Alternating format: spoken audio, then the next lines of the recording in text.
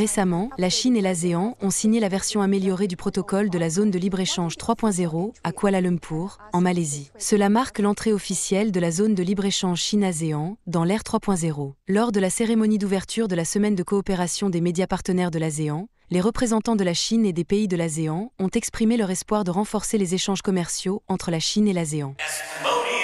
Aujourd'hui, alors que le Cambodge continue de progresser dans divers secteurs, la coopération entre le Cambodge et la Chine a atteint un niveau sans précédent.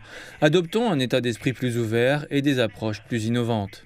Ces dernières années, la Chine et l'ASEAN sont passés d'échanges commerciaux traditionnels à une intégration plus profonde des chaînes industrielles et d'approvisionnement. L'année dernière, le commerce bilatéral entre la Chine et 5 pays de l'ASEAN a dépassé les 100 milliards de dollars chacun. Parmi eux, la Chine est le premier partenaire commercial de la Thaïlande depuis 12 ans. Promouvoir l'économie créative dans le but de renforcer les échanges commerciaux, les investissements, le tourisme et la coopération culturelle entre les deux nations.